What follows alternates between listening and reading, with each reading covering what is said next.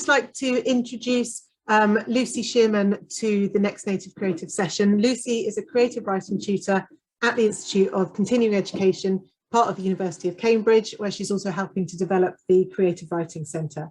She was artist in residence at Metal Peterborough, where she co-created a new evensong for Peterborough Cathedral. She was the lead artist on Collusion's Brink of the Future interactive digital artwork. She wrote the libretto for Together to the Workhouse Door, Gresham Hill Farm and Workhouse.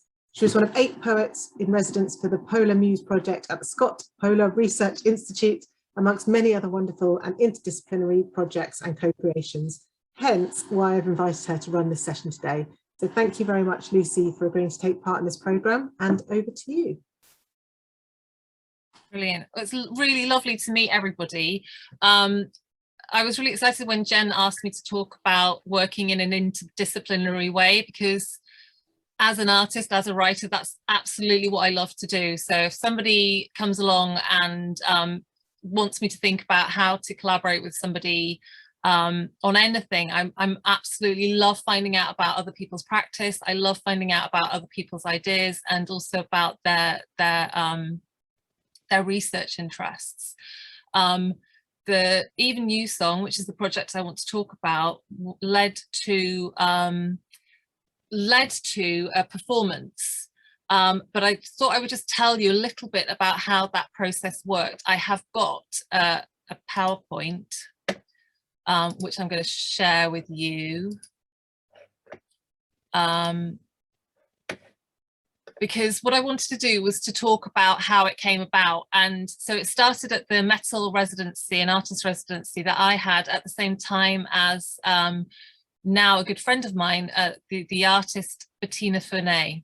And both of us were really obsessed with the moon, and we did this little tiny project together, which was based on the fact that I was completely obsessed with the fact that astronauts did this amazing journey into space and went to the moon, and when they came back they were completely unable to describe their experience. They just could not tell people what it had been like, and the only thing people wanted to ask them when they got back was, what did it feel like to go to the moon? And they'd been trained to be pilots, they'd been trained for all sorts, I mean, they were trained for years to do these trips, but they didn't get the training to actually describe what had happened to them. So what I wanted to do was create a project where people could answer that question for themselves. And I also wanted to create a project where you could imagine doing that trip. Most people will probably never go to the moon unless they have you know, friends who are billionaires. So I wanted to create a project where you could imagine it. So this is a picture of the moon that Bettina took. It's not actually the moon. This is her lampshade, but it was made by Habitat, and you could buy these moon lampshades for a bit. So we're playing with that idea of the moon, imagining going to the moon, and whether it would actually happen. So what we decided we were going to do is we would interview couples to work out whether they could do this journey to the moon together. And the reason that we did that is the Mars Foundation announced that, so a trip to Mars is a year-long trip just to get there and a year back, and they don't know how to send people back. And they decided that the best way to get to populate a spaceship to Mars would be couples. That was the best dynamic for that kind of long-term journey. And Bettina and I, who are both in long-term relationships, looked at each other and said, could you do that trip with your partner? And we both, our first reaction was to say, not in a million years. And we thought that was so interesting, because people make this lifetime commitment but perhaps wouldn't feel able to make a journey like that. So the way we approached this project was we decided we would interview 12 couples in Peterborough and ask them whether they could do this journey together. So this is in fact the Dean of Peterborough Cathedral who answered questions about whether he could go into space. We did it in people's home environments. So while we were doing the interviews, I was doing the interviews, Bettina was taking photographs. So she was finding objects that looked a little bit like they might be moons or spacey. So that was quite fun. So we were starting to blur the idea of space travel and domestic quite quickly. this is Peterborough Cathedral. So the reason that we were in Peterborough, metal is in Peterborough because it has relatively low engagement with the arts. And one of the first places that Bettina and I discovered was Peterborough Cathedral, which, as you can see, is absolutely stunning. And every day they do something called Evensong, which is a legacy of the monastic tradition. It's the nighttime prayers. It's the final prayers of the day before darkness comes. And to us, that started to be a metaphor for traveling into space, that idea of space being the unknown, being darkness, the darkness of nighttime, and also how people start to think about that. So what we decided to do was that we were going to use this material that we'd gathered from couples, and we were going to turn that into a new Evensong for Peterborough. So all the time that we were collecting these interviews, and this is what I wanted to say to you, if you were going to do something like this, you need to be thinking about where this final part of the process is going to lead. So I had this two things I knew. One was that it was going to be set to music, and two was that it was going to be an Evensong. And to reflect the Evensong ritual, I had particular themes in mind that they were going to cover. And one of my favorites was one of the parts of the Evensong ritual is that you apologize for everything that you've done wrong. So one of the questions I was asking couples was, you know, what do you think you would argue about, and what would you be able to apologize? So that I started to bring that in with the idea that we would then have material that would reflect on that moment that happens in Evensong in our own new Evensong. So this is the Peterborough choir singing in the cathedral. As you can see, it's rather splendid, and it's very, very beautiful. And the thing that really struck me was that almost nobody attends Evensong. You know, very, very few people in Peterborough would go to see it. So what I wanted to achieve was making people feel really welcome in a space where something very beautiful was happening, but that they perhaps didn't feel permission to attend. So that was the idea of getting as many people in to see this as possibly could. That's the choir, that's where they all sing. So the vision was to get school children from around Peterborough into this choir and singing singing the new libretto that we created. So what I wanted to do was do a quiz that we did so we would go into these schools. We chose local schools that were based in the centre of Cambridge, in the centre of Peterborough, sorry, because that meant they would walk into the cathedral. And that was partly interesting to me. So Peterborough is very different, I think, from both Norwich and Cambridge, in that as people get more and more affluent, they move out of the centre of Peterborough. So the most impoverished communities live right in the centre of Peterborough. So they're up against this extremely beautiful building, and they don't feel privileged enough to go into it. So I wanted to get those families walking in. So obviously, as you probably all know, if you can get children involved in a project, then you get the families to go along too. So the idea was that the children would be performing this piece of work in this beautiful space, and that the families would then go and see them, which is not that I want to give you a spoiler at this stage in the presentation, but that is what happened. So we went into the schools to talk to the children about the project and to start them understanding why they would be singing this work, and what was behind it, and what the history of moon travel was. So we did this moon quiz, which I thought it might be fun for people to do. If anybody would like to try and answer this before, I can't see chat. Oh yes, I can. Would anybody like to guess how far away the moon is from Peterborough or Norwich? It's about the same.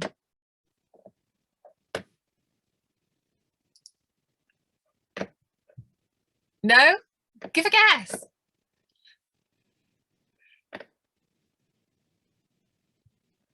Okay, I'm having a look at chat. A million miles, 200,000 miles. Okay, I'm going to show you. Oh, is in fact 384,400 kilometers. Does anybody know how long it took the first astronauts to reach it?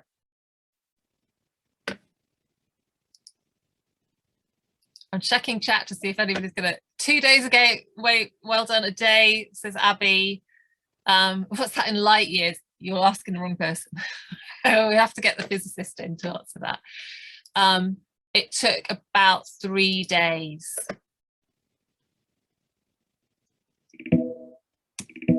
Ooh.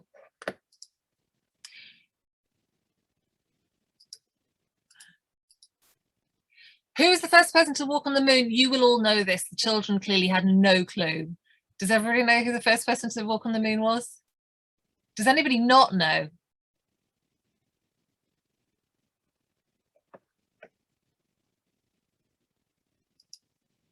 Neil Armstrong. Does everybody know what he said?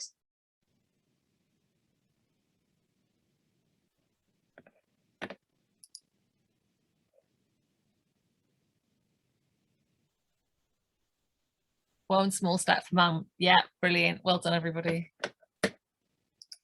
Okay, and a lot of you have already answered this next question.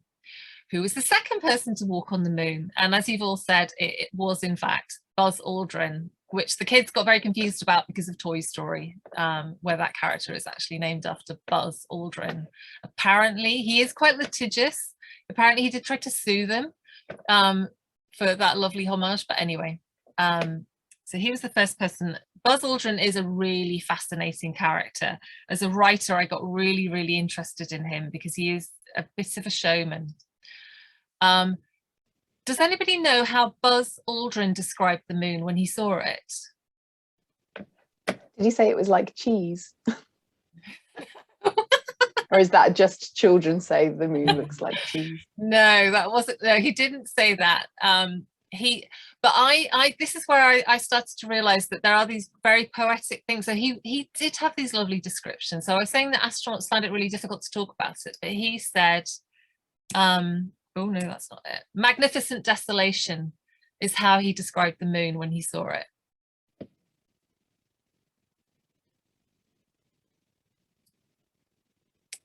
Okay.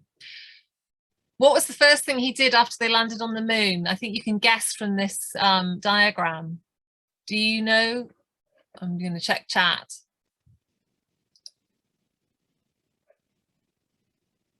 Yes. Thank you. That's the toilet. Yeah, he did a wee.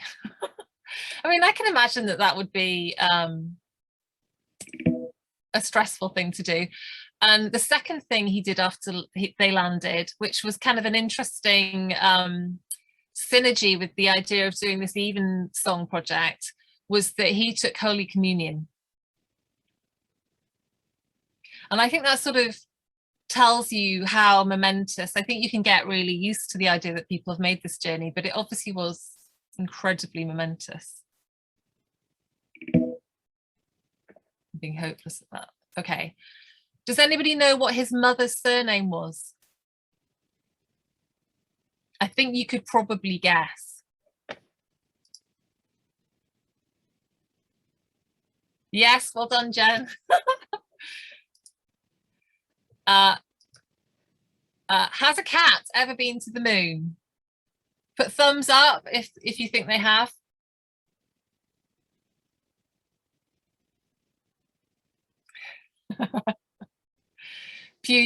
You think that they have. So the answer is sadly no, a cat has never been to the moon. A cat has been into space. The French sent a cat into space, and the Russians sent dogs, Saigan and Dezik, which they didn't reach orbit, but they did come home safely. And then probably you might know about this is Laika inside Sputnik 2. So he was obviously sent into space by the Russians on November the 3rd, 1957.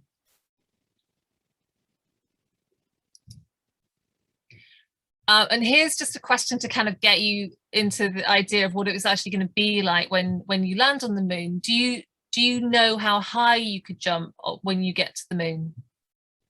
Do you want to take a guess?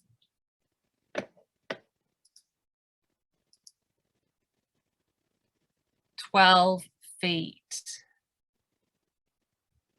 That's a pretty good guess. So I've got the formulae here. But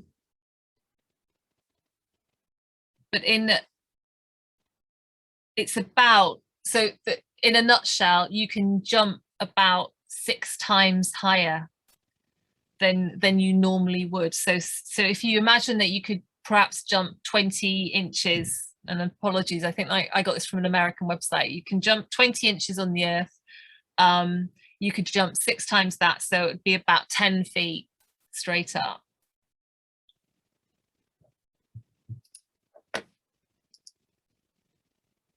So that was just a quick quiz to just get people thinking about the ideas, thinking about the science, thinking about what it would actually feel like to be on the moon. And the thing I wanted to do next was just to give people a sense of the questions that we ask couples, because this really was one of my favorite bits of the project, because we would pitch up in people's living rooms and we would start these interviews, which we recorded, and ask them about going into space. And they would start off really saying, oh, this is a bit of rubbish, and this is, I know this isn't real. And very, very quickly we would be having these very in-depth conversations about the practicalities of who would take on what role, and they made that leap into feeling as if they really were going to go. It was a really magical moment that you would enter into this space where you really were interviewing them to see if they were suitable, and they really were, in their heads, they were going on this journey. So it really did what I was hoping it would do, which was just get people this feeling that they were actually going into space. So what I wanted to do is just a really quick and simple exercise. I'm going to ask you some of the questions that we asked the interviewees, and this would be the raw material for a piece of writing that I would ask you to work up in a workshop. And what I wanted to do was just, if you don't mind sharing in chat the answers to these questions, they're not too personal, that would be really nice. And then we could start to get a sense of what the final piece of writing would be like. So why do you want to go to the moon? So Lucy, you just want us to answer the question and pop it straight into the chat box? Yeah, yes, please. Okay. And then I'll read them out. And I don't have to say who said it.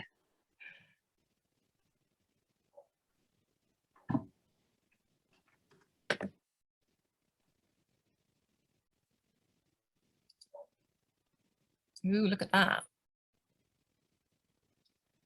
So I feel like we're getting, so I feel like this this chat is going to be our final piece of work. I love this one. We watched the moonshot on TV. We hired a colour TV and sat around with other families in the street. It was very hazy and all black and white images. It's a place of dreams, to see a view from another perspective, to see the earth, to escape, to experience something extraordinary, to do crazy bouncing, to see the earth hanging in space. Like others, I'd love to go to the moon and see the earth. I think you can see from the quality of those answers that they start to take on this really abstract and very beautiful tone. And the answers to these interviews really lent themselves to turning into quite a sublime and esoteric feeling piece of writing that then worked really well when the composer, Cheryl Frances Hode, set it to music. So thank you very much for sharing. I'm going to give you the next question. What is the first thing you would do once you have landed on the moon?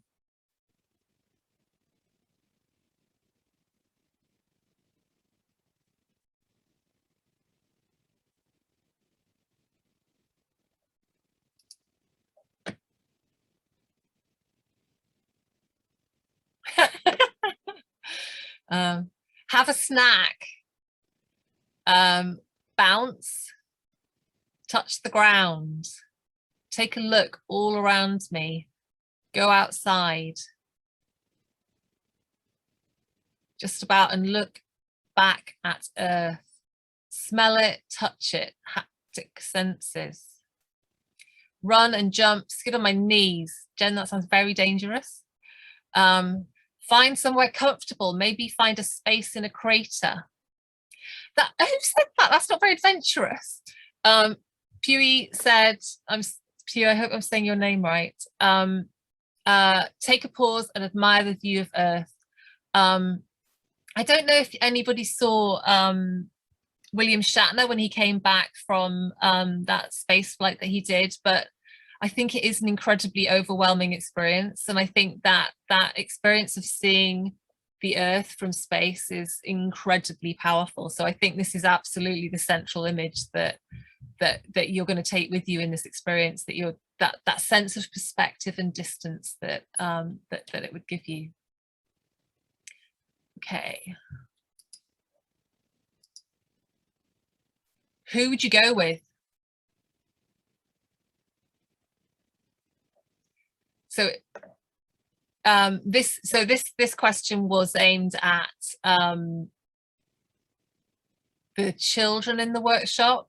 So obviously the premise in the interviews was that you couldn't really choose, you had to go with your partner, but do tell me who you would go with. Would it be a friend, a family member, somebody, you know, you could be really selfish and just say somebody really, really good at science who would get me back again.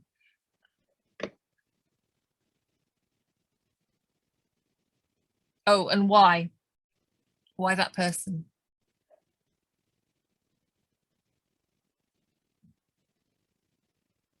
Nick Park. Is Nick Park the one who does Creature Comforts? Wallace and Gromit? Is that him? Yeah, he does Wallace and Gromit. And Brilliant.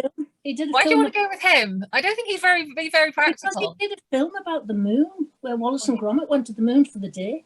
He did. Well, I think he'd be really great fun. He would. MH. I don't know who MH is. My nearest and dearest. See, that is just a beautiful line to use in the next piece. Best friend, another lovely line. I'd go with my silliest friend to have a laugh. I love that answer. Someone to share a momentous experience with, because it will be fun. With my sisters, I love that answer. My daughters to share something important. Again, that's absolutely gorgeous. Family to share the experience with them. Husband, he's the only person who would put up with me. I love that answer too. One of my daughters, so that I would have to remain calm and not lose my yes. But we need a sensible driver. My oldest friend, Trees, because she is good traveling company. These are just such gorgeous answers, and I think you can already see how these are going to merge together. And I don't know if we can save this chat, but if we could maybe write this up into yeah, we can definitely save it. Yeah, excellent. Okay.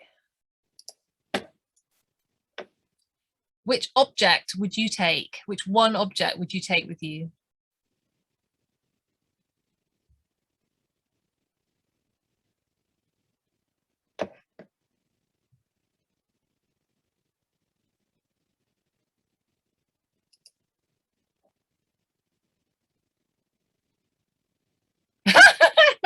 Okay, so we've got camera, my vape,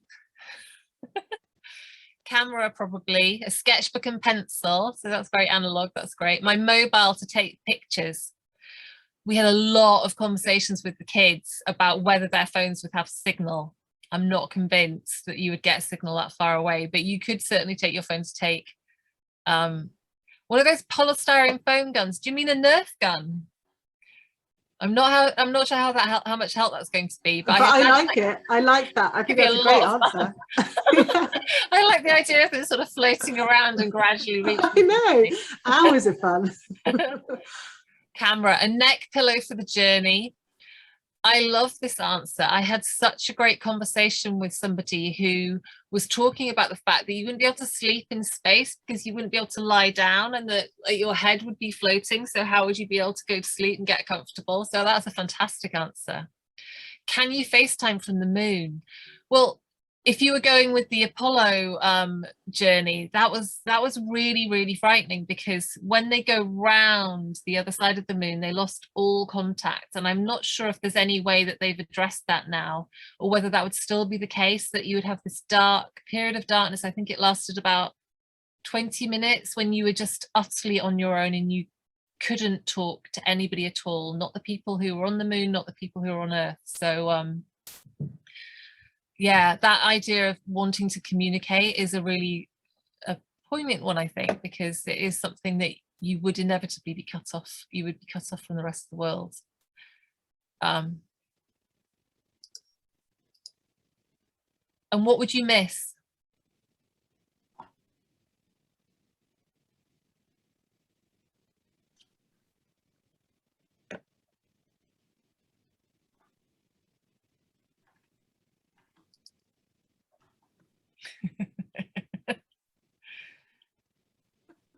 My dog Bill, that's such a lovely answer. That would be so good. Weather, yeah, brilliant. Gravity, I love that. Such a great word as well, because it's got so many meanings. Fresh air, yeah. My toaster. I'm glad you're not going to take it with you. Feeling safe. My mum, sitting by the fireside, family and friends, and a blue sky. Oh gosh, thank you everybody. Those are such lovely answers. I think, yes, I think that is the end of the presentation, and that is the end of the questions. I hope that's given you a sense of the project and a sense of how you would make it work. So how you would do that journey from having the idea to having the sense of where it's going to head, and how you would need to manage your. So one of the things I would say is, if you're going to do a project like this, is think about how you want to use the material that you end up with. You can end up with a lot of material when you're doing interviews.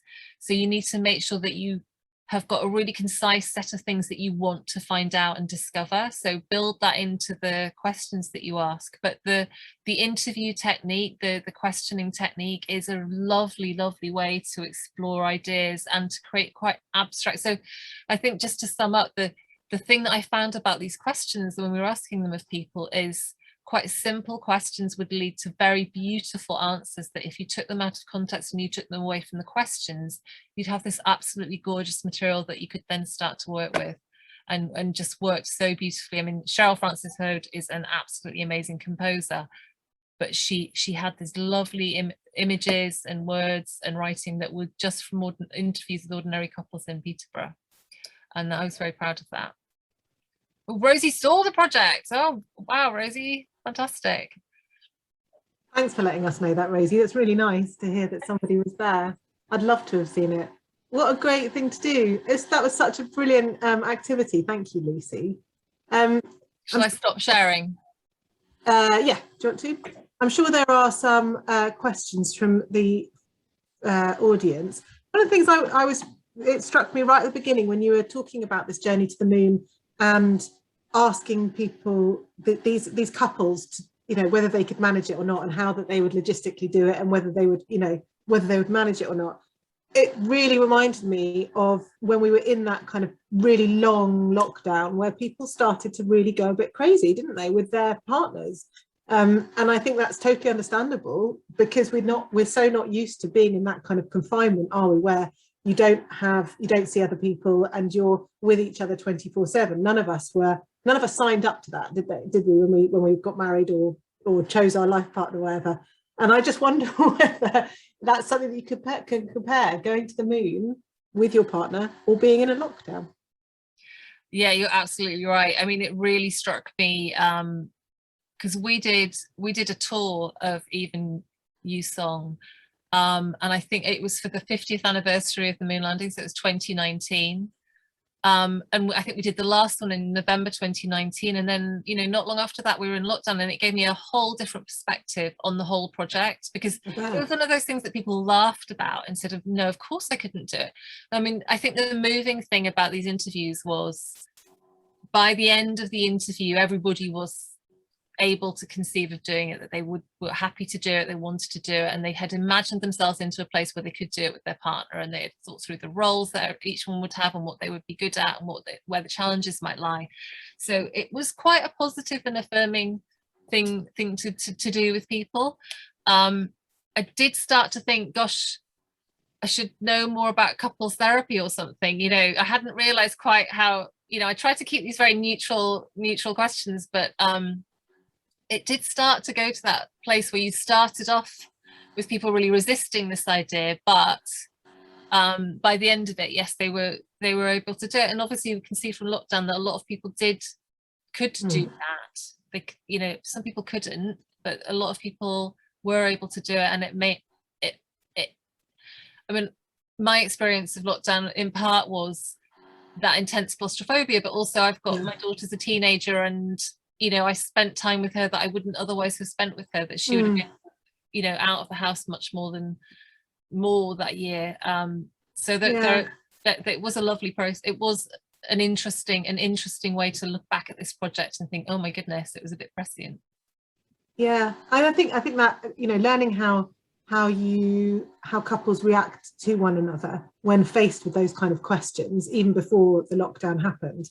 And I think, you know, even if that pushed them towards kind of slight falling out about it, that is a type of therapy in itself, isn't it? You know, you're kind of asking people to put themselves in situations and then kind of battle it out to see where it would get you. It's a bit like that. I don't know whether you've seen that film Force Majeure, where the family goes on a skiing holiday and they're sitting in a restaurant on the side of a mountain and a massive avalanche comes, and the dad of this family is a mum and a dad and two kids, and the dad runs for his life away from the family, and the mother holds on to the children, and the rest of the film is all about how the wife is so furious with the husband and the way that he reacted, and he's racked with guilt but can't understand why he reacted in that way.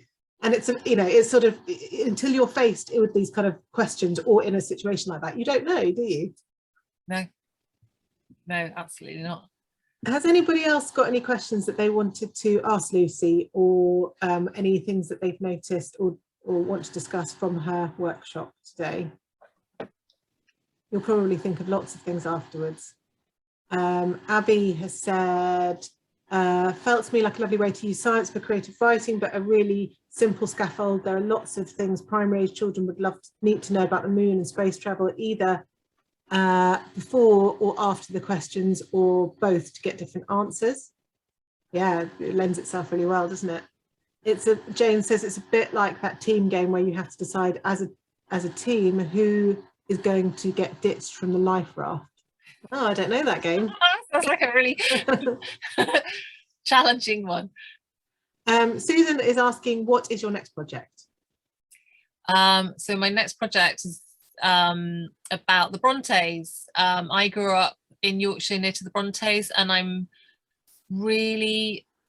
was obsessed with them when I was a child, and I always went back, particularly Jane Eyre, and read it again and again and again, and I started writing fan fiction of Jane Eyre, and I started to wonder, why was I doing that? Why was I writing this stuff? And I realized that loads and loads and loads of people write about Jane Eyre. So I've been thinking a lot about fan fiction. I think fan fiction is fantastic. And what I decided to do was to write a memoir of growing up in Yorkshire and set it alongside a description of the Brontes' childhood, and also link that to Jane Eyre, because what I realized when I was writing it, because I am very elderly, that I was growing up at the end of Victorian Yorkshire, and there are huge numbers of connections between my experience of being a child and that of the Brontes. So that's the project I'm working on at the moment. That sounds fascinating. How exciting. Bree has asked, what was the performance outcome in the end of the Moon project? She said, sorry if you said this already, my computer glitched.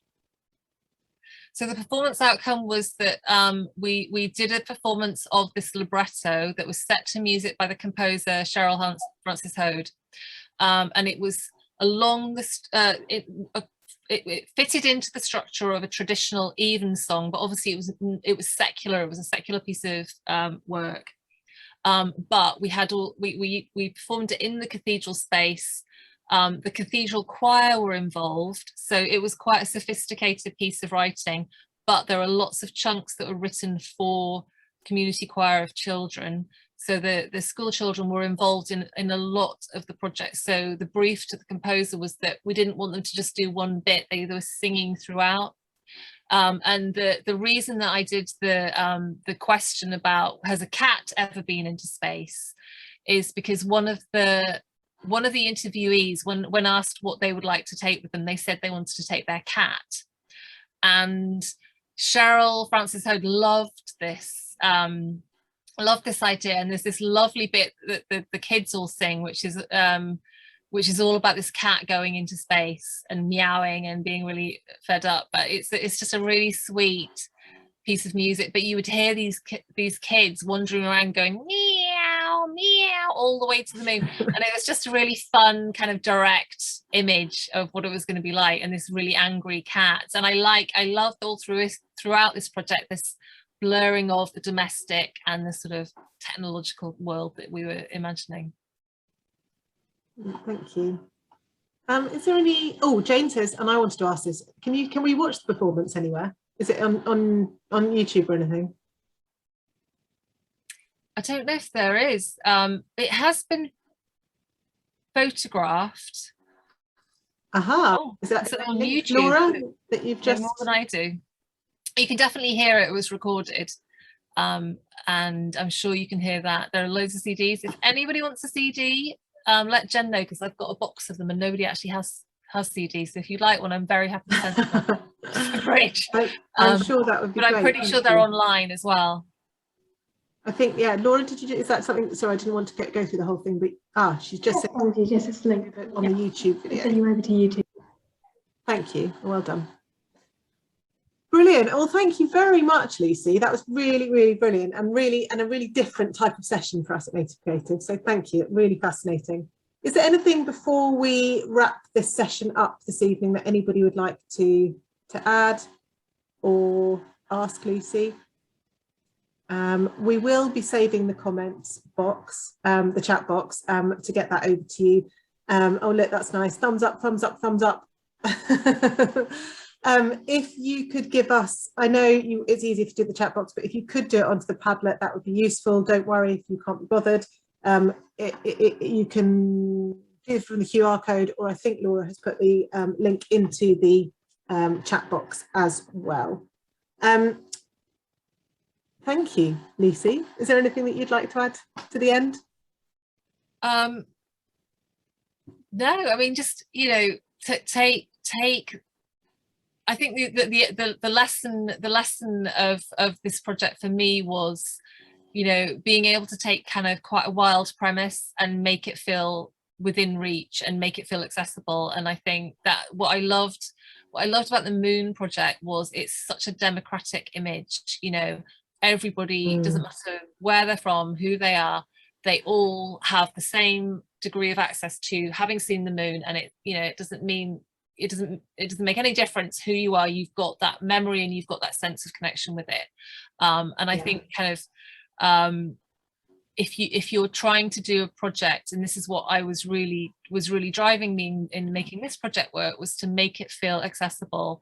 And so using something like the image of the moon was a really great way of doing that, and it felt very inclusive.